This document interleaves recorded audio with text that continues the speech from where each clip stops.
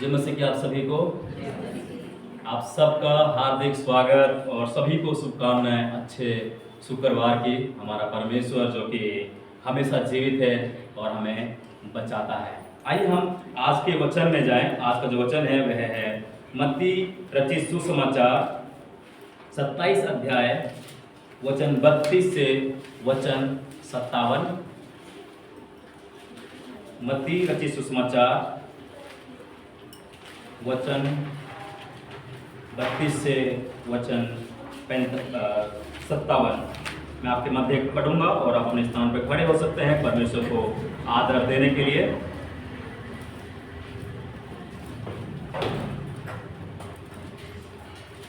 बाहर जाते हुए उन्हें शिमोन नामक एक कुरेनी मनुष्य मिला। उन्होंने उसे बेगार में पकड़ा कि उसका क्रूस उठाकर ले चले। उस स्थान पर जो गुलगुता अर्थात खोपड़ी का स्थान कहलाता है पहुंचकर उन्होंने पिलाया हुआ दाखरस उसे पीने को दिया, परंतु उसने चखकर पीना ना चाहा। तब उन्होंने उसे क्रूस पर चढ़ाया और चिट्ठियां डालकर उसके कपड़े बांट लिए और वहां बैठकर उसका पहरा देने लगे और उसका दोष पत्र उसके सिर के ऊपर लगाया कि यह यहूदियों का राजा यीशु है। तब उसके साथ 2 डाकू एक दाहिने और एक बाईं ओर क्रूस पर चढ़ाए गए। आने जाने वाले सिर हिला हिलाकर उसकी निंदा करते हैं और ये कहते हैं, हे मंदिर के ढाने वाले और 3 दिन में बनाने वाले, अपने आप को तो बचा। यदि तू परमेश्वर का पुत्र है तो क्रूस पर से उतर आ। इसी रीति से प्रधान याजक भी शास्त्रियों और पुरनियों समेत ठट्ठा कर करके कहते थे, इसने औरों को बचाया और अपने आप को नहीं बचा सकता। यह तो इजराइल का राजा है। अब क्रूस पर से उतर आए तो हम उस पर विश्वास करें। उसने परमेश्वर पर भरोसा रखा है। यदि वह इसको चाहता है तो आप उसे छुड़ा लें, क्योंकि इसने कहा था मैं परमेश्वर का पुत्र हूं। इसी प्रकार डाकू भी जो उसके साथ पुरुषों पर चढ़ाए गए थे उसकी निंदा करते थे। वचन 45। दोपहर से लेकर तीसरे पहर तक उस सारे देश में अंधियारा छाया रहा। तीसरे पहर के निकट यीशु ने बड़े शब्द से पुकार कहा, अली अली लामा सबक्तनी, अर्थात हे मेरे परमेश्वर तूने मुझे क्यों छोड़ दिया। जो वहां खड़े थे उनमें से कितनों ने यह सुनकर कहा, वह तो एलिय्याह को पुकारता है। उसमें से एक ने तुरंत दौड़ा और स्पंज लेकर सिरके में डुबोया और सरकंडे पर रखकर उसे चुसाया और उन्होंने कहा, रह जाओ, देखें एलिय्याह उसे बचाने आता है या नहीं। तब यीशु ने फिर बड़े शब्द से चिल्लाकर प्राण छोड़ दिए और देखो मंदिर का पर्दा ऊपर से नीचे तक फटकर 2 टुकड़े हो गया और धरती डोल गई और चट्टानें तड़क गई और कब्रें खुल गई और सोए हुए पवित्र लोगों के बहुत से शव जी उठे। और उसके जी उठने के बाद वे कब्रों में से निकलकर पवित्र नगर में गए और बहुतों को दिखाई दिए। तब सूबेदार और उसके साथ यीशु का पहरा दे रहे थे भूकंप और जो कुछ हुआ था उसे देखकर अत्यंत डर गए और कहा, सचमुच यह परमेश्वर का पुत्र था। वहां बहुत सी स्त्रियां जो गलील से यीशु की सेवा करती हुई उसके साथ आई थी, दूर से ये देख रही थी। उसमें मरियम मगदलिनी और याकूब और योसेन की माता मरियम और जब्दी के पुत्रों की माता थी। जब सांझ हुई तो यूसुफ नामक अरिमतिया का एक धनी मनुष्य जो आप ही यीशु का चेला था आया। आप सब अपने स्थान बैठ सकते हैं। आइए हम प्रार्थना करें। धन्यवाद परमेश्वर पिता, आपने हमें अपना वचन दिया। आप ही हमें सामर्थ्य दे, आप ही हमें समझ दे, आप ही हमारे हृदयों को खोले, हमारी बंद आंखों को खोले, ताकि हम आपको देखें। परमेश्वर, आपका वचन महान है और प्रार्थना करते हैं कि इस महानता को हमारे मध्य में प्रत्येक व्यक्ति महसूस करने वाला हो सके और आपकी उपस्थिति अगुवाई करे। प्रार्थना प्रभु यीशु मसीह के नाम से मांगते हैं, आमीन। जब हम आज के वचन में जाते हैं, परमेश्वर को धन्यवाद करते हैं, और जो आज के वचन का शीर्षक है वह है क्रूस पर चढ़ाया गया राजा। क्रूस पर चढ़ाया गया राजा। ये अद्भुत घटना है हमारे जीवन के लिए ना, बहुत अद्भुत घटना है। हम सब लोग क्या हैं? मसीह लोग हैं। जब हम इस घटना को देखते हैं तो हम इसमें क्या देखना चाहते हैं? हम सब ने विश्वास किया है, हम सब परमेश्वर को मानते हैं, हम सब लोग आनंद से उसके समीप आते हैं। तो जब हम हमारे सामने ये घटना आती है तब हम क्या करते हैं? अवश्य हमने इसे हर साल सुना होगा, प्रत्येक सुसमाचार इसी गवाही देता है और हमने पक्का इसे सुना होगा। लेकिन जब हम आज के दिन में आते हैं और हम देखें तो आज के दिन को शुभ या फिर अच्छा शुक्रवार क्यों कहा जाता है? शुभ या अच्छा शुक्रवार क्यों कहा जाता है? देखा जाए तो यहाँ पर क्या हो रही है? मृत्यु हो रही है। और हमारे लोगों के मध्य हमें सिखाया जाता है कि जब किसी की मृत्यु होती है तो शोक मनाया जाता है, दुखी होया जाता है। लेकिन यहाँ पर अलग हो रही घटना। यहाँ पर पुरुष की मृत्यु आपके लिए और मेरे लिए एक बचाव का आमंत्रण है, निमंत्रण है। किससे बचाव का? हमारे पापों से, हमारे गुनाहों से, हमारे पापों से बचाव का ये क्या है? आमंत्रण है। पाप क्या है? बहुत सरल और साधारण सवाल है। पाप क्या है? परमेश्वर की आज्ञा ना मानना या परमेश्वर के विरुद्ध जाना पाप है। परमेश्वर की आज्ञा ना मानना या परमेश्वर के विरुद्ध जाना पाप है। पृथ्वी पर प्रथम मनुष्य आदम और हवा को परमेश्वर ने बनाया और परमेश्वर उनका बहुत विश्वास करता था, उनके साथ संगति करता था, उनके साथ बहुत ही अच्छी संगति थी। लेकिन परमेश्वर ने उनसे एक बात कही कि अदन की वाटिका तुम्हारे हवाले है, तुम जो चाहो, जो फल चाहो खा सकते हो, लेकिन केवल एक वृक्ष का फल छोड़कर सभी खा सकते हो। उन्होंने वही काम किया जो परमेश्वर ने मना किया, उन्होंने वही गलती की, परमेश्वर के खिलाफ गए। परमेश्वर ने बोला था जिस दिन तुम इस फल को खाओगे उस दिन तुम मर जाओगे, लेकिन उन्होंने परमेश्वर के विरुद्ध बातें की, मतलब कि परमेश्वर की आज्ञा को नहीं माना और परमेश्वर के विरुद्ध चले गए। और उन्हें क्या दंड सहना पड़ा? उन्हें परमेश्वर से दूरी निभानी पड़ी। परमेश्वर ने उनको अपने आप से दूर कर दिया। रोमियो की पुस्तक इस प्रकार से कहती है, हम सब ने पाप किया है। जितने हम आदम में हैं, जितने उसके बाद आए हैं, हम सब ने पाप किया है। और परमेश्वर का दास दाऊद इस प्रकार से कहता है, मैं मां के गर्भ से ही पापी हूं। पृथ्वी पे आने के बाद पापी नहीं हुआ है, मां के गर्भ से ही पापी हूं। और रोमी की पुस्तक इस बात को स्पष्ट करती है, जब हम पापी रहते हैं तो हम परमेश्वर की महिमा नहीं कर सकते हैं। तो इस बारे में जिस दिन परमेश्वर से मनुष्य दूर हुआ, परमेश्वर ने योजना बनाई। क्या योजना बनाई? कि मैं मनुष्यों को दोबारा बचाऊंगा। उत्पत्ति की पुस्तक 3 अध्याय 15 वचन इस बात की पुष्टि करता है। और परमेश्वर यहाँ पर पहली भविष्यवाणी देते हैं, अपनी योजना बनाते हैं कि परमेश्वर पाप को दूर करेंगे। और परमेश्वर पाप को दूर करने के लिए यीशु मसीह को भेजेंगे। यीशु आते हैं जो कि हमारे पाप को दूर करते हैं और हमें परमेश्वर से मिलाते हैं। हमारी जो सहभागिता है वो परमेश्वर से करवाते हैं। वचन 32 से वचन 57 स्पष्ट भाग यहाँ पर लिखा है कि मसीह के आने के बाद मसीह के साथ क्या हुआ, उसने किस प्रकार से हमारे पापों को उठा लिया।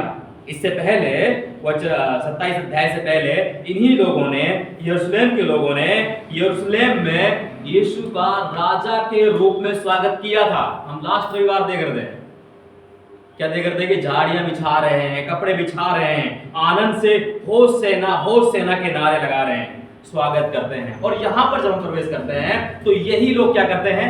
इसे क्रूस पर चढ़ाओ, इसे क्रूस पर चढ़ाओ। वही लोग इसे क्रूस पर चढ़ा रहे हैं। आज का भाग हमारे लिए बहुत इंपॉर्टेंट है, बहुत ही महत्वपूर्ण है, क्योंकि यहाँ पर परमेश्वर हमें 3 बातों के माध्यम से बताना चाहता है कि जब यीशु आए तो उन्होंने किस प्रकार से हमें बचाया। पहला बिंदु, राजा का अपमान। राजा का अपमान। यहाँ पर जब वचन 32 पढ़ते हैं तो मत्ती यहाँ पर कहना शुरुआत करता है, जब वे बाहर जा रहे थे। जब वे बाहर जा रहे थे, तो इसका अर्थ यह है कि वे शहर से बाहर जा रहे थे, क्योंकि जब भी मृत्यु दंड दिया जाता था तो हमेशा शहर के बाहर दिया जाता था, शहर के अंदर नहीं। और ये व्यवस्था की व्यवस्था थी कि हर प्रकार की फांसी या पुरुष की मृत्यु शहर के बाहर दिया जाए, हर प्रकार की फांसी या मृत्यु। और इस प्रकार से यहाँ पर इब्रानियों की पत्री उसका 13 अध्याय 12 और 13 वचन कहता है, यीशु ने अपना अपमान सहा और फाटक के बाहर मृत्यु पाई। यीशु ने खुद अपमान सहा। और 32 यहाँ पर वचन कह रहा है कि शहर के फाटक के बाहर वो आए, और शहर के बाहर जो मुख्य सड़क है उसके किनारे, ताकि सब लोग उसे देख सके, सब लोग देख सके। उस मुख्य रास्ते पर जितने लोग आते हैं जाते हैं वो देख सकें कि यदि कोई रोमी शासन के विरुद्ध जाता है तो उनको किस प्रकार का सामना करना पड़ सकता है। और ये उनका एक परिणाम था कि जो रोमी शासन के विरुद्ध अपराध करता है तो वह इस परिणाम का भागी होता है। यहूदी लोग प्रथाव करते थे, लेकिन रोमी जो है क्रूस पर चढ़ाना उनका दंड था, तो क्रूस पर चढ़ाते थे। और अब जब यीशु को रास्ते से ले जाया जा रहा है तो रास्ते में सैनिकों ने कुरैन नामक एक व्यक्ति को पाया जिसका नाम शमौन था, और उसे मजबूर किया कि वह यीशु का क्रूस उठाए, क्योंकि यीशु मानवीय रूप से कमजोर हो चुके थे, मानवीय रूप से, शारीरिक रूप से। और यहाँ पर पाते हैं कि इससे पहले उसको कोड़े मारे गए थे, उसको लहू बहाया गया था, तो इस कारण से इस व्यक्ति को चुनते हैं। प्रेरितों के काम की पुस्तक बताती है कि यरूशलेम में कुरैनियों का एक आराधनालय भी था। और मरकुस की पुस्तक उसका 15 अध्याय 21 वचन बोलता है कि शमौन जो है वह सिकंदर और रूफस का पिता है। देख रहे हैं, स्पष्ट यहाँ पर लिखा है। और जो रूफस है उसके बारे में रोमी की पुस्तक बोलती है, उल्लेख करती है कि 16 अध्याय में ये परमेश्वर द्वारा चुना हुआ व्यक्ति है। और यहाँ पर स्पष्ट आता है कि जब वे व्यक्ति को ले जा रहे थे तो इन्होंने इस व्यक्ति को पकड़ा और यीशु का क्रूस उठाने के लिए इसे फोर्स किया और इसे सहायक बनाया। लेकिन फिर जब ये इस स्थान में जाते हैं तो वे पहुंचते हैं गुलगुता करके जो स्थान है उसमें। यह अराबी शब्द है जिसका अर्थ है खोपड़ी का स्थान। लूका इसे खोपड़ी कहता है ज्यादातर, और लेकिन लैटिन भाषा में इसे कलवरी कहा जाता है। कलवरी, हम नॉर्मल गाना गाते हैं कलवरी क्रूस पर, तो ये वह स्थान है। इस स्थान का नाम इसलिए नहीं था कि यहाँ पर बहुत सारी खोपड़ियाँ रखी हुई थी, पड़ी हुई थी, इसलिए नहीं था। ये इसलिए था क्योंकि उसका जो आकार है वह खोपड़ी जैसा था। और गुलगुता पहुंचकर यहाँ पर वो क्रूस पर चढ़ाने की प्रक्रिया को शुरू करते हैं, और वो पहली जो प्रक्रिया करते हैं वह है यीशु को दाख रस पिलाना। और उसमें ऐसा पित्त मिलाया जो कि बहुत कड़वा पदार्थ था। मरकुस बोलता है कि उसमें गंधरस मिलाया था जो दर्द को कम करने के लिए दिया जाने वाला नशीला पदार्थ था। देख रहे हैं। और भजन संहिता 69 बोलता है, भविष्यवाणी की गई थी, उन्होंने मेरे भोजन में कड़वाहट मिलाई, या फिर कड़वा पदार्थ मिलाया। लेकिन केवल इतना ही नहीं, वचन 35 में आते हैं तो बात करता है, उन्होंने उसको क्रूस पर चढ़ाया, उसके वस्त्र फाड़े और उसे चिट्ठियां डालकर वस्त्र को बांट लिया, उसके प्रति चिट्ठियां डाली। और यीशु को जब क्रूस पर चढ़ाते हैं तो उसकी प्रक्रिया लूका स्पष्ट बोलता है, यीशु को क्रूस पर चढ़ाए जाते समय उसके हाथों और पैरों में छेद किया गया, उसे कीलों से उसे ठोका गया, और बाद में उसके सर पर कीलों का मुकुट या ताज जिसे हम कहते हैं वो पहनाया गया। ये साधारण मृत्यु की प्रतिक्रिया नहीं थी, ये अद्भुत और शर्मनाक और दर्दनाक मृत्यु की या दंड का भागी इसको बता रहे थे। और ये परमेश्वर की योजना के अनुसार हो रहा था। कैसे कह सकते हैं कि भजन 22 बोलता है कि उसके हाथ और पैर छेदे गए। यीशु आने के बाद वही बात पूरा कर रहा है कि यीशु क्रूस पर लटकते हुए संसार के पापों को उठा ले जाता है। और आगे पाते हैं कि एक तख्ती उसके सिर पर लगाई गई। यह नियम था कि जो कोई व्यक्ति क्रूस पर चढ़ाया जा रहा है उसका क्या गुनाह है वो उस तख्ती पर लिखा जाए। और यहाँ पर यीशु जब क्रूस पर चढ़ाए गए तो उनमें कोई भी अपराध नहीं पाया गया, कोई भी अपराध। और पिलातुस जो है एक और यीशु को निर्दोष बताना चाहता है और एक साइड में वो क्या करता है, लोगों को खुश करना चाहता है। और इस कारण से वो क्या करता है, यीशु को लोगों के हाथ में सौंप देता है। जब पिलातुस यीशु को छोड़ना चाहता था तब महायाजक और अगुओं ने भीड़ को भड़काया और उन लोगों को बहकाया कि यह व्यक्ति जो है, यीशु जो है, निंदा करता है हमारे मंदिर की। क्या निंदा करता है कि ये ढा देगा और फिर 3 दिन में खड़ा भी कर देगा। और जब वो भीड़ को भटका रहे थे तो उसका परिणाम क्या हुआ, यह भीड़ चिल्लाने लगी, बोलती है यीशु को क्रूस पर चढ़ाओ और बरअब्बा को छोड़ दो। अद्भुत बात है ना, जो गुनाह है व्यक्ति, जो दंड का भागी होना चाहिए था, उसको लोग छोड़ने के लिए बोल रहे थे।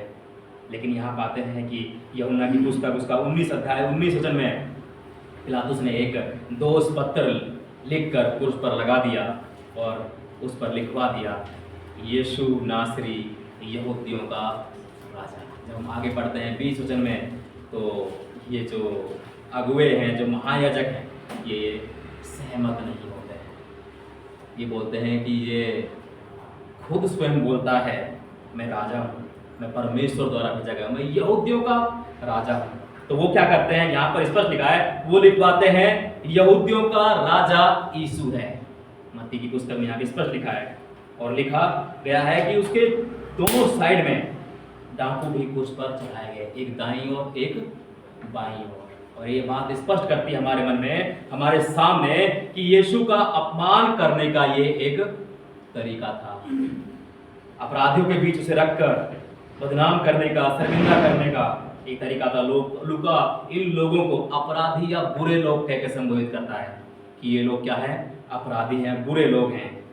और यीशु इस प्रकार से, इस तरह से वह अपनी मृत्यु में दुष्टों के समान गिना गया, पापियों के, अपराधियों के समान वह गिना गया। और यहाँ पाते हैं वचन 39 वचन क्या बोलता है, जो लोग वहां से निकल रहे थे, जो लोग वहां से जा रहे थे, वह उसकी निंदा कर रहे थे सिर को हिला हिलाकर।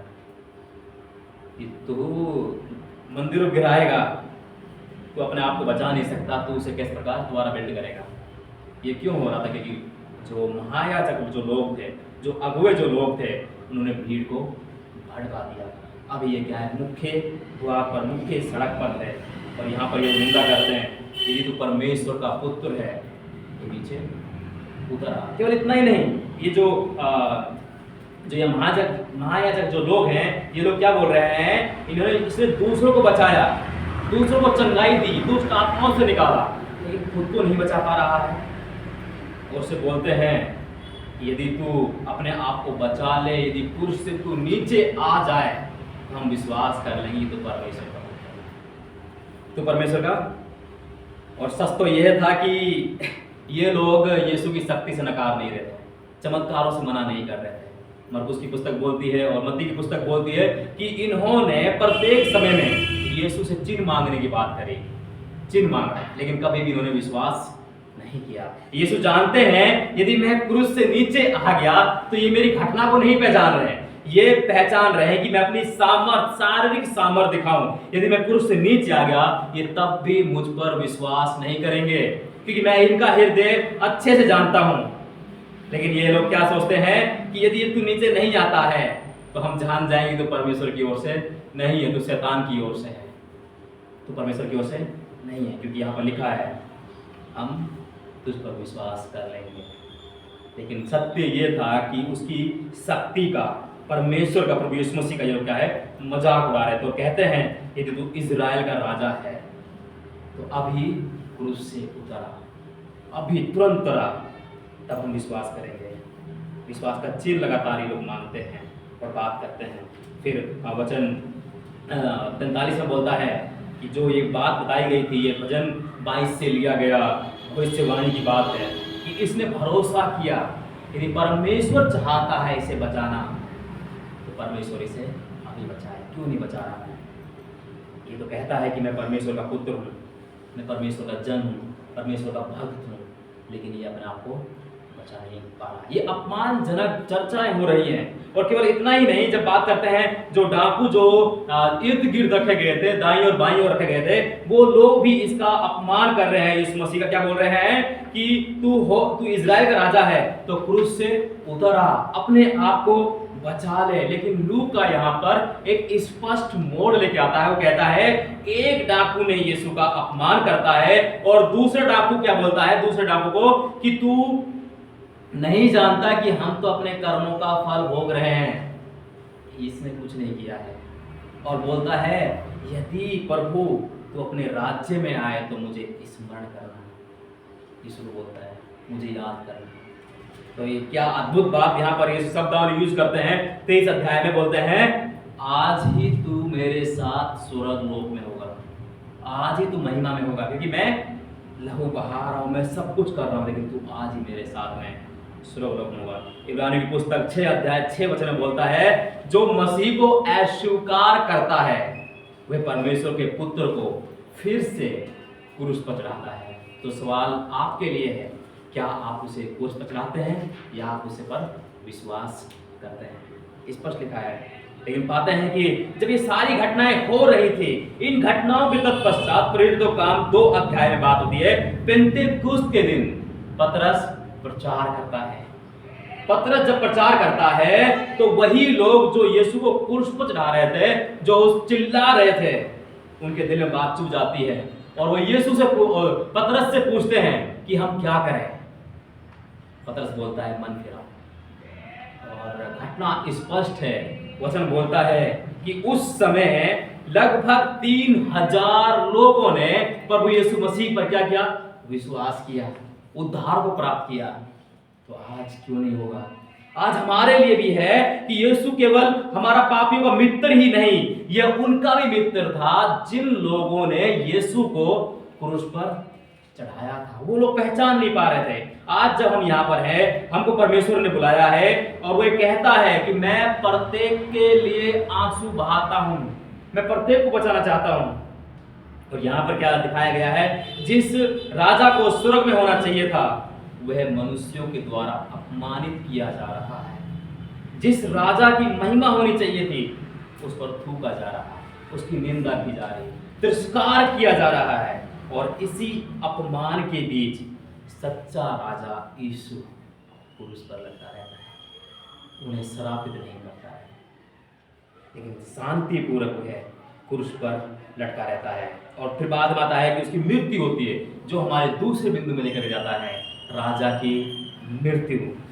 राजा की मृत्यु यहाँ पर वचन स्पष्ट लिखा है कि जब वह क्रूस पर लटका हुआ था, और वचन 45 बोलता है दोपहर से लेकर तीसरे पहर तक सारे देश में अंधियारा छाया रहा। यहाँ तो लाइट गई है केवल, यहाँ पर लिखा है कि पूरे संसार में, देश में अंधियारा छा गया, सब कुछ बंद हो गया, अंधियारा हो गया। ये पहला चिन्ह था परिवार। ये क्या था? पहला चिन्ह था। ये मानवीय घटना या कारण नहीं था, ये परमेश्वर द्वारा चमत्कार था कि कुछ तो घटना बीत रही है, कुछ तो महत्वपूर्ण कार्य क्रूस पर हो रहा है। इस कारण से यह सारी चीजें हुआ, अंधकार छा गया। यीशु स्वयं बोलते हैं यूहन्ना की पुस्तक उसका 8 अध्याय 12 में, संसार की ज्योति मैं हूं। संसार की ज्योति, जो मेरे पीछे आना चाहेगा वे अंधकार में नहीं चलेगा। चिंता ना करें, 10-15 मिनट में लाइट आ जाएगी, लेकिन हमेशा के लिए परमेश्वर हमसे उजाले की बात करता है, जो ज्योति जो छिप नहीं सकती उसकी बात करता है। लेकिन यहाँ पर क्या पाते हैं? अब दोपहर 12 बजे से लेकर 3 बजे तक अंधियारा छाए रहा। यहूदी समय के अनुसार लगभग यही 6 से 9 घंटे का समय था। 6 से 9 घंटे, बहुत ही अद्भुत है। इतिहासकारों के अनुसार इजराइल देश में लगभग 30,000 लोगों को क्रूस की मृत्यु दी गई थी, लेकिन हम केवल एक व्यक्ति को जानते हैं। कौन है वो? यीशु मसीह। इतिहास में है केवल एक व्यक्ति जिसको क्रूस पर चढ़ाया गया, वह है यीशु मसीह। ऐसा क्यों? क्यों यीशु का क्रूस पर चढ़ाया जाना आज पूरा संसार जानता है, आज पूरा भूमंडल जानता है। आज हम यहाँ पर बैठे हैं, हम इस दिन को सेलिब्रेट कर रहे हैं। क्यों? क्योंकि यीशु ने पापियों को अनंत क्रोध और नरक की सजा से बचाने के लिए क्रूस की मृत्यु को लेता है। पापियों को अनंत क्रोध और नरक की सजा से बचाने के लिए, पापियों को उसके पाप और परमेश्वर के दंड से बचाने के लिए भी मरता है। बाइबल में कई स्थानों पर इस बात की स्पष्टता है यीशु मसीह की मृत्यु की। लेकिन हम जब पुराने नियम की पुस्तक खोलते हैं, यशाया उसका 53 अध्याय, इसमें लिखा है, निश्चय उसने हमारे दुखों को उठा लिया, हमारे शोकों को सह लिया, वे हमारे अपराधों के कारण घायल हुआ, हमारे अधर्म के कारण कुचला गया। हम सब भेड़ों की तरह भटक गए और हर एक अपनी ही राह में चला, परंतु यहोवा ने हम सब के अधर्म का बोझ उस पर डाल दिया, यीशु पर डाल दिया। आप क्या समझते हैं यशाया से? यहाँ पर यशाया कहता है कि यीशु हमारे आज के विश्वासियों के लिए, उस समय के विश्वासियों के लिए, उस समय के पापियों के लिए, आज के पापियों के लिए जो यीशु नहीं जानते हैं, क्रूस पर उसने सारी निंदा सह ली, क्रूस पर सह ली। ये और दूसरी बात यहाँ पर आती है, दूसरी महत्वपूर्ण भाग भोजन 46 में 9 घंटे के लगभग यीशु ने ऊंचे शब्द से पुकार कहा, बहुत ऊंची वाणी से, एली एली लमा सबक्तनी, अर्थात हे मेरे परमेश्वर, हे मेरे परमेश्वर, तूने मुझे क्यों छोड़ दिया। यीशु ने ऊंचे शब्द से पुकारा। वास्तव में ये सब का अर्थ स्पष्ट है, जोर से चीखना, आवाज लगाना। लगता है कि 1 किलोमीटर दूर तक आवाज जानी चाहिए, तो आपको बहुत जोर से जाना पड़ेगा। और यहाँ पाते हैं कि ये पीड़ा 9 घंटे की थी, और जिसमें से 3 घंटे लगभग अंधियारे में बिताए हुए थे, तो आवाज बहुत ज़्यादा आई होगी। यहाँ पर मानवीय इतिहास में विश्वास करने वाले सभी लोगों के लिए, सभी लोगों के पापों के विरोध परमेश्वर के क्रोध को यीशु सह लेता है, उठा लेता है। जब पाप उठाने वाला न्याय और अंत समय पहुंचा, तो सारी शक्ति इकट्ठी हो गई और अपने हृदय की सच्ची गहराई को, पीड़ा को वो स्पष्ट करता है खुद के शब्दों के माध्यम से। हे परमेश्वर, हे परमेश्वर, तूने मुझे क्यों छोड़ दिया। बड़ा स्पष्ट सुंदर शब्द है, और ये पुकार दिखाती है कि वह परमेश्वर से अलगाव का अनुभव कर रहा था। वह पिता के स्वभाव से अलग किया हुआ था, लेकिन पिता की संगति से अलग था। परमेश्वर जो हमारा है वो पवित्र परमेश्वर है, पाप से घृणा करने वाला परमेश्वर है। अभी जब यीशु मसीह संसार में आए तो उसने सबके पाप अपने ऊपर ले लिए मानवीय रूप से, और अब इस समय उनको परमेश्वर से दूर होना पड़ गया ताकि हम सबको वो बचा सके।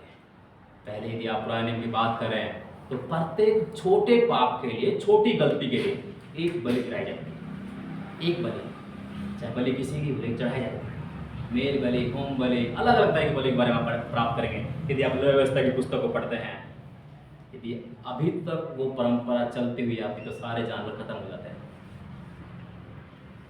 तो सभी को बचाने के लिए परमेश्वर ने यीशु को भेजा, और जब उसने सबके पाप ले लिए तो उसे भी परमेश्वर से अलग होना पड़ गया। कोई परमेश्वर से दूर हो गया, और अब पुकार कर यहाँ पे कहता है, हे मेरे परमेश्वर, हे मेरे परमेश्वर। और लोग क्या करते हैं, उस पर इल्जाम लगाते हैं, कहते हैं कि ये तो एलिय्याह को पुकार रहा है। ये एक और दोष और निंदा का बात यहाँ पर लेकर के आते हैं, और एक व्यक्ति जाता है और सरकंडा उसमें चुप होता है, लेकिन लूका यहाँ पर स्पष्ट करता है। लूका की पुस्तक उसका 23 अध्याय में यीशु ने कहा, पिता मैं अपनी आत्मा तेरे हाथ में सौंपता हूँ, और ये कहकर प्राण त्याग देता है। ये अद्भुत बात है परिवार, हमारे लिए बहुत महत्वपूर्ण बात है कि यीशु मसीह हमारे लिए, इस पूरे जगत के लिए, संसार के लिए, सभी के पापों के लिए, कई लोग जानते भी नहीं हैं उसे, उनके लिए भी, सबके लिए मृत्यु को ले लेता है। सबके लिए मर जाता है एक बार में। लेकिन संसार क्या करता है उसको नहीं जानता। लेकिन परमेश्वर क्या करता है, खुद की मृत्यु के कारण हमें क्षमा करता है। लेकिन एक और घटना पता है कि वह हमें परमेश्वर से मिलाता है। हमें समझना होगा कि वह हमें बचाता है। हमें पहचानना होगा कि परमेश्वर जो है वो मेरे और आपके लिए मरा, मेरे और आपके लिए उसने मृत्यु को सहा है। पूरे जयपुर के लिए, पूरे राजस्थान के लिए और पूरे संसार के लिए, जगत के लिए यीशु ने मृत्यु को लिया है। चाहे आप उसे जाने ना जाने, लेकिन वो पूरे जगत के लिए आ चुका है। Christ came for nation, nation needs Christ. Yeshu Masih जगत के लिए आ चुके हैं और आज जगत को यीशु मसीह की आवश्यकता है। जगत ने उसे मारा, लेकिन जगत के प्रति यीशु का जो प्रति उत्तर था वो स्पष्ट था। यीशु का प्रति उत्तर था, हे पिता इन्हें क्षमा कर, ये नहीं जानते ये क्या कर रहे हैं। वह मरकर भी हमें शुद्ध करता है और बचाव के लिए परमेश्वर से भीख मांगता है कि इन्हें बचा। ये नहीं जानते कि ये लोग क्या कर रहे हैं। और अक्सर हम अपने कलीसिया में इस बात का उपयोग करते हैं कि जितना हम क्रूस से दूर होते हैं उतना ही हम सत्य से दूर होते हैं। जितना हम क्रूस के नजदीक आते हैं उतना ही हम सत्य को जानते हैं। हम जानते हैं कि यीशु ने मेरे पापों के लिए कितना दुख उठाया है, कितनी कीलें, कितना खून, कितना बड़ा मुकुट उसने पहरा है, कितना लहू उसने बहाया है। यदि हमारी छोटी सी आंगली कट जाए, चीरा लग जाए, हम बहुत चिल्लाते हैं, रोते हैं, आंखों से आंसू आ जाते हैं। लेकिन यहाँ पर जो व्यक्ति है वो कांटों का, कीलों का ताज पहरे हुए है, हाथों से लहू, पांव से लहू बह रहा है और वह व्यक्ति बोल रहा है कि मैं तुम्हें बचाता हूँ। वो पिता से अलग हुआ क्योंकि वह उत्पत्ति की पुस्तक 3 अध्याय 15 को पूरा करना चाहता है। कि परमेश्वर ने प्रतिज्ञा किया था कि मैं तो पूरा करवाऊंगा, मैं वापस से अपने लोगों में, जिस प्रकार से मैंने इस मनुष्य को बनाया है, मैं वापस उसे देखना चाहता हूँ। और यीशु यहाँ पर वही कार्य करते हैं जो उत्पत्ति की पुस्तक में कहा गया, अब यहाँ पर पूरा होता है। यीशु की मृत्यु में पूरा होता है। उसकी मृत्यु में आकर के यहाँ पर पता चलता है कि हम परमेश्वर से तभी मेल खा सकते हैं जब उसकी लहू को और उसकी मृत्यु को देखें। वह हमारा उद्धार करता है और हमें जीवन देता है। और जब आप इस तरह की सच्ची घटना को देखते हैं तो आपके अंदर क्या सवाल आता है, या फिर आपका रिस्पॉन्स, आपकी प्रतिक्रिया क्या होती है, आपका प्रत्युत्तर क्या होता है? क्योंकि तीसरा भाग में इसकी पुष्टि कराता है, राजा से पहचान। तीसरा बिंदु जो है राजा से पहचान, क्योंकि यहां पर लिखा है यीशु की मृत्यु हुई और यहां पर कहता है कि बड़े शब्द से वह चिल्लाकर उसने प्राण छोड़ दिए। चिल्लाकर, बड़े शब्द से। और देखो मंदिर का पर्दा 2 भागों में ऊपर से नीचे फट गया। ये पर्दे का बीच से फटना आपके हृदय में मसीह होने के नाते क्या तस्वीर दिखाता है, क्या घटनाओं को दर्शाता है? ये इस बात को दर्शाता है कि जो परमेश्वर के घर और परमेश्वर के लोगों के बीच में बाधा थी उसको खत्म कर दिया। और केवल मंदिर का पर्दा ही नहीं, हमारे पापों का पर्दा भी उसने अलग कर दिया है, फाड़ दिया है, ताकि हम बचाए जाएं, ताकि हम लोग बचाया जाए, हम लोग जीवन को प्राप्त करें। और ये जो रास्ता परमेश्वर ने चुना ये कठिन था, लेकिन बचाव पूर्ण रास्ता था सभी मानव जाति के लिए, सभी मानव के लिए, सभी पुरुष के लिए, सभी महिलाओं के लिए, सभी बच्चों के लिए। और ये आश्चर्य की बात थी कि यीशु बोलते हैं यहाँ पर कि उसने हमारे लिए सब कुछ किया है। और वचन स्पष्ट बोलता है कि मंदिर का पर्दा फटना हम सभी के लिए अनुमति मिल चुकी है कि हम जाएं और परमेश्वर से मिलें। यदि आप पुराने नियम की बात करें तो पाएंगे कि कोई भी साधारण व्यक्ति परमेश्वर की उपस्थिति में नहीं जा सकता था, नहीं जा सकता। यदि आप भेंट चढ़ाने में जा रहे हैं, एक याजक होगा उसको देंगे, दूसरा महायाजक उसको देंगे, नहीं जा सकता। परमेश्वर ने उस सारी विधि को खत्म कर दिया। और वचन 51 क्या बोलता है? धरती कांप उठी, चट्टानें फट गई, कब्रें खुल गई और बहुत जो पवित्र जो लोग थे, वो जो मरे हुए थे, वे क्या है? जीवित किए गए। ये प्रति उत्तर है प्रभु यीशु मसीह की मृत्यु का। केवल यही नहीं, यहाँ पर 54 वचन में लिखा है, जब सूबेदार और उसके साथी यीशु के बॉडी की, यीशु की रखवाली कर रहे थे, तो उन्होंने इस भूकंप को अपनी आंखों से देखा था। चट्टानों को फटते हुए सब चीज को देखा था। दोपहर का समय अचानक जैसा आंधी छा गया था, सूरज खत्म हो चुका था, सूरज का रोशनी, और भूकंप आया था, धरती हिलने लग गई थी, चट्टानें फट गई थी। और ये समझ आता है इस घटना को देखकर कि कुछ तो है जो साधारण नहीं है, कुछ अद्भुत घट रहा है, कुछ ऐसा जो बिल्कुल सामान्य नहीं है। क्योंकि मत्ती यहाँ पर जिस भूकंप की बात कर रहा है, घटना की बात कर रहा है, यानी इसके बीच में ये जो सूबेदार है ये खड़ा हुआ है, अपनी आंखों से देख रहा है। जब भूकंप आता है हम भाग जाते हैं ना, दूर भाग जाते हैं ताकि हम इस बिल्डिंग में धंस के मर ना जाए। वही बात यहाँ पे लिखी है। वचन 54 में बीच के भाग में क्या लिखा है, वे बहुत डर गए। इस घटना को देख करके बहुत भयभीत हो गए। ये बहुत सबसे शक्तिशाली शब्द है, लेकिन यहाँ पर डर जो है केवल प्राकृतिक डर नहीं था, वह सिर्फ भूकंप का डरना या आंधी से डरना नहीं था। यह डर आत्मिकता में शामिल वाला डर था। आत्मिकता में जो परमेश्वर के सामने खड़ा होने, परमेश्वर का भय, आदर और जो कपी को महसूस करा दे, ये वह डर था उनके लिए। और अचानक उन्हें समझ आया कि ये साधारण घटना नहीं हो रही हमारे साथ, कुछ तो ऐसा हो रहा है। सूबेदार ने यीशु के शब्द सुने थे जब यीशु कुर्स पर बोला। हर बात शायद सुना था उसने, और जो सैनिक वहाँ पर सबने सुना था, और उनका शायद उन्होंने अनुभव भी किया होगा। लेकिन यहाँ पर लिखा है कि घटना ऐसी थी कि मानो पूरा ब्रह्मांड हिल गया हो, पूरा पृथ्वी हिल गया हो। और इनको एहसास हुआ कि जो उनका जो काम थे, जो उन्हें किया था, जो उनका पाप था, उससे एहसास ये लोग करने लगे कि हमने गलती कर दी है। और अभी यह गलती उनका जो है एक अगले चिन्ह की ओर लेके जाता है, अगले कदम की ओर लेके जाता है। कहते हैं कि इस सुसमाचार लिखा है, डर गए और उन्होंने कहा, दूसरा सुसमाचार बताता है कि सूबेदार ने कही कि केवल वही नहीं लेकिन सभी जो सैनिक थे वो सहमत थे। वो क्या कह रहे थे, सचमुच परमेश्वर का पुत्र था, सचमुच यह परमेश्वर का पुत्र था। सूबेदार कह रहा है, लेकिन सभी सैनिक क्या है, सहमत थे। पहले डर आया जिसने पाप को दिखाया, फिर स्वीकार आया जिसने उद्धार को दिखाया।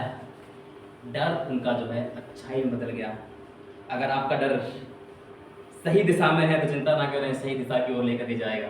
लेकिन यहाँ पर बात की गई है कि यदि उसका डर इंसानी डर होता तो वे भागते, मदद के लिए चिल्लाते, पिलातुस तूने तो हमें रखवाली के लिए सौंपा था, कहाँ चला गया, महायाजक जी आइए हमारे लिए हेल्प करिए। यहाँ पर वो चिल्लाते, लेकिन उन्होंने ऐसा नहीं किया। वो कहते हैं, खड़े हैं वहां पर, उस भय के अंदर खड़े हैं। और मरकुस बोलता है इस बात को 15 का 39 पद में बोलता है कि जब ये हो ही रहा था, जब यीशु ने बड़े शब्द से कहा था कि पूरा हो है पिता, मैं अपनी आत्मा तेरे हाथ में सौंपता हूं, ये घटना हुई थी, तभी वह सूबेदार बोलता है, निश्चय सचमुच यह परमेश्वर का पुत्र है। उन्हें महसूस हुआ। वो ये नहीं कहते शायद ये परमेश्वर का पुत्र है, नहीं, वो कहते हैं सचमुच, वास्तव में, निर्णय मतलब चीजों को लिख देते हैं, मोहर लगा देते हैं कि यह परमेश्वर का पुत्र था। और लूका इस बात को इस प्रकार लिखता है, बताता है कि परमेश्वर की उसने महिमा की, उसने सच्चे परमेश्वर की स्तुति की और यीशु को धर्मी ठहराया। जो लोग उसे क्रूस पर टांग रहे हैं, क्रूस पर चढ़ा रहे हैं, उसको कील गाड़ रहे हैं, वही लोग उसे धर्मी ठहरा रहे हैं। ये परिणाम है, ये प्रत्युत्तर है, उनका रिस्पॉन्स है। और ऐसा विश्वास उद्धार देने वाला विश्वास था जो वो घटना को देख रहे थे। और पाते हैं कि उसने वही महसूस किया जो चेलों ने महसूस किया था। मत्ती की पुस्तक उसका 14 अध्याय 33 वचन में चेले बोलते हैं कि तू सचमुच परमेश्वर का पुत्र है। और जब यीशु को जन्म हुआ तो लूका की पुस्तक 1 अध्याय 35 में स्वर्गदूत बोलते हैं कि यह परमेश्वर का पुत्र है जो तेरे गर्भ में है। और यही बात यहाँ पर पाते हैं कि वह सूबेदार जो है कह रहा है, सचमुच यह परमेश्वर का पुत्र था। यहाँ पर वो जो डरा वो इस बात को दिखाता है कि ये डर अच्छाई की ओर था। चेले भी डर गए थे जब यीशु मसीह का रूपांतर हुआ था। यहाँ पर उसका भी डरना संभव था। घटनाएं हो रही थी, उसने परमेश्वर की महिमा की, यीशु की धार्मिकता को स्वीकार किया और परमेश्वर को कहा यह वास्तव में परमेश्वर का पुत्र है। और ये घटना हमें इसलिए याद दिलाती है क्योंकि ये क्रूस की घटना हमें बचाता है, हमें बचाव की ओर लेकर जाता है, हमें उद्धार की ओर लेकर के जाता है। यहाँ पर केवल इतना ही नहीं, यहाँ पर कुछ और भी गवाह हैं, कुछ और भी लोग हैं। कौन है वो लोग? कुछ स्त्रियाँ जो गलील से सेवा करती हुई यीशु के साथ साथ यहाँ पर आई हैं और खड़ी हुई ये सारा चीजें अपनी आंखों से देख रही। वो केवल यहीं पर नहीं होती, जब तक यीशु को काटा ना जाए, कब्र में ना रखा जाए, तब तक ये स्त्रियां वहां पर रहती हैं, साथ में रहती हैं। और केवल उतना ही नहीं, जब यीशु कहा जीवित होगा वह, तब भी ये स्त्रियां सबसे पहले प्राप्त होंगी, वहां पर दिखाई देंगी आपको। और यहाँ पे पाते हैं कि ये स्त्रियां भी उसकी कब्र का, उसकी मृत्यु का आंखों देखे गवाह थे। और यहाँ पर एक नाम दिया गया है यूसुफ नामक, जो अरिमथिया का जो धनी व्यक्ति था। ये गुप्त यीशु मसीह का चेला था, जो अपने आप को यीशु का चेला बताता है। अब यहाँ पर स्पष्ट लिखता है कि यह यीशु का चेला है। ये बिना डरे पिलातुस के पास आता है और यीशु की बॉडी को मांगता है। तो परवाह नहीं करता कि मेरी प्रतिष्ठा का क्या होगा, मेरे लोगों का क्या होगा, मुझे लोग मार देंगे। क्योंकि उसके आसपास के लोग बहुत घबराए हुए थे, क्योंकि अभी यीशु की मृत्यु हुई थी और लोग बाहर भी नहीं आ रहे थे। आप यहाँ पर ध्यान दे रहे होंगे, यहाँ पर एक स्पष्ट बात जो दिखाई गई है, एक भी यीशु का चेला दिखाया नहीं गया, एक भी हम यहाँ पर नहीं पाते हैं। लेकिन यहाँ पाते हैं यीशु को, जो गुप्त चेला था, 12 में से नहीं था। यशायाह की पुस्तक उसका 53 अध्याय 9 वचन कहता है, मृत्यु के समय वह धनी का संगी हुआ। ये धनी चेला था उसका। और यहाँ पर भविष्यवाणी की पूर्ति हुई पाते हैं। और बाइबल में कई जगह, केवल यूसुफ नहीं, बहुत बार बाइबल बोलती है सुसमाचार 4 पुस्तकों में कि केवल वही गवाह नहीं था, स्त्रियां भी गवाह थी जो यीशु के साथ साथ थी। वो लोग भी गवाह थे यीशु की मृत्यु के, जो उसको क्रूस पर चढ़ा रहे थे। वो लोग भी गवाह थे जो सूबेदार की साथ में पहरा दे रहे थे। जो वो लोग भी गवाह थे जो तीसरे दिन कब्र का पहरा दे रहे थे। और असल में यदि यीशु नहीं मरते तो समस्या खड़ी होती। कैसे? यदि क्रूस पर नहीं मरते तो सारी योजनाएं असफल, जो बातें परमेश्वर ने कही गई, सारी प्रतिज्ञाएं अधूरी, हमारा उद्धार भी अधूरा, हमारे पापों की क्षमा भी अधूरी, सारी योजनाएं जो परमेश्वर ने मनुष्य के प्रति बनाई थी, सब कुछ अधूरा रह जाता। इसलिए यीशु का मर जाना हमारे लाभ के लिए अच्छा था। इसलिए हम आज अच्छा शुक्रवार के संबोधित करते हैं। मैंने शुरुआत में बताया था कि हम जो लोग हैं, हम लोग दुख कहते हैं या शोक मनाते हैं, लेकिन यहाँ पे बताया गया है कि यीशु मर गया, हमको बचा लिया, इसलिए हम इसे अच्छा शुक्रवार कहते हैं। और प्रभु यीशु मसीह इस बात को कहते हैं, इन लोगों ने तो विश्वास किया, सूबेदार ने विश्वास किया मुझे देख करके, लेकिन धन्य वह व्यक्ति है आज जो बिना देखे विश्वास करता है। यीशु मेरे लिए, आपके लिए मारा गया, हम सब के लिए मारा गया। आप जो यहाँ पर बैठे हैं बीबीसीएफ जयपुर में, आप सब लोग धन्य हैं, सभी, क्योंकि आप बिना देखे विश्वास करते हैं। वचन इसका गवाह है कि जो बिना देखे विश्वास करता है धन्य है। और पाते हैं कि यीशु जब मर गया, उसे कब्र में रखा गया, और वह फिर बाद में केवल कब्र में नहीं होता है, वह तीसरे दिन जी उठता है। हम आने वाले रविवार को इसको और भी स्पष्टता से देखेंगे। लेकिन सवाल यह है, क्या हम उसके गवाह बनते हैं? क्या हम उसकी मृत्यु के गवाह बनते हैं, या फिर क्या हम उसकी पहचान करते हैं? यदि ऐसा है तो आज आपका रिस्पॉन्स क्या है? सूबेदार ने अपना रिस्पॉन्स दे दिया, वो विश्वासी नहीं था, वो केवल देख रहा था कि यहाँ पर क्या हो रहा है। ओह, यहाँ पर चर्च लगता है जी, आज चर्च में क्या क्या होता है। शायद वो इसी तरह का व्यक्ति था, पहली बार तो सामना हुआ हो, लेकिन जिस दिन उसने यीशु को देखा, जिस समय उसने उसके चमत्कार को देखा, उसी समय से वह इस बात की पुष्टि करता है, सचमुच यह परमेश्वर का पुत्र था। आज आपका विश्वास कैसा है? आज आपका रिस्पॉन्स कैसा है? आज आप सच्चाई को लें। सच्चाई यह है कि यीशु मसीह आपको और मुझको बचाने के लिए मृत्यु को प्राप्त कर लिया है। परमेश्वर ने अपने पुत्र को अपने से दूर कर दिया ताकि वे हमसे मुलाकात कर सकें। एक उदाहरण है जिसे हम देखते हैं, जब हम विद्यार्थी थे तो हमें बताया गया था कि एक पिता है और अपने पुत्र के साथ में नदी किनारे जा रहा है, और जब देखता है एक व्यक्ति डूब रहा है नदी में, तो अपने पुत्र को भेज देता है कि जा और इसको बचा के लेकर के आ जा।